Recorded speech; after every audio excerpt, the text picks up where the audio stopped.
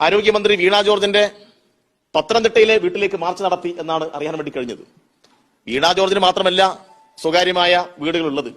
കേരളത്തിലെ പ്രതിപക്ഷ MLA-മാർക്ക് വീടുണ്ട്, കേരളത്തിന്റെ പ്രതിപക്ഷ നേതാക്കന്മാർക്കും വീടുണ്ട് എന്ന് മറന്നുപോകണ്ട. അതുകൊണ്ട് ഇങ്ങനെ തെരുവിലിറങ്ങി ഞങ്ങളുടെ മന്ത്രിമാരെയും ഈ ഗവൺമെന്റ് ഭാഗമായി നിൽക്കുന്ന ആളുകളെയെല്ലാം ആക്രമിക്കാനാണ് പുറപ്പെടുന്നതെങ്കിൽ ശക്തമായ നിലയിൽ ജനങ്ങളെ അണിനിരത്തി പ്രതിരോധിക്കാൻ DYFI തയ്യാറാവും എന്നാണ് ഈ സന്ദർഭത്തിൽ പറയാനുള്ളത്. അടിച്ചമർത്താൻ ശ്രമിച്ചു നോക്കാം. അങ്ങനെയൊന്നും അമർച്ച ചെയ്യപ്പെടത്തില്ല എന്നുള്ളത് സമീപകാല ചരിത്രത്തിൽ തന്നെ വ്യക്തമായിട്ടുള്ള സാഹചര്യമാണല്ലോ.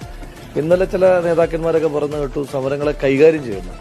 പിന്നെ അമ്മാതിരി മെരട്ടൊക്കെ വെച്ച് കൈവച്ചിരുന്ന പോരെ, എന്തിനാ വെറുതെ ഇങ്ങനെ പൊതുസമൂഹത്തിലോട്ട് എടുത്ത് സ്വയംഹാസ്യം. അപ്പോൾ അവര് അയ്യോ നിങ്ങൾക്കൊക്കെ വീടുകളില്ലേ എന്ന് പറഞ്ഞു കഴിഞ്ഞാൽ ഉടനെ ഞങ്ങളെല്ലാം സമരം നിർത്തിയിട്ട് പോകും. പിന്നെ അങ്ങനെ മെരട്ടിയിട്ടൊക്കെ സമരത്തെ ഇല്ലായ്മ ചെയ്യാമെന്നാണ് വിചാരിക്കുന്നതെങ്കിൽ അത് അദ്ദേഹത്തിന്റെയൊക്കെ ഒരു തമാശയായിട്ട് മാത്രമേ ഞങ്ങൾ കാണും. ഞാൻ കേരള സംസ്ഥാന യൂത്ത് കോൺഗ്രസിന്റെ അധ്യക്ഷനാണ്.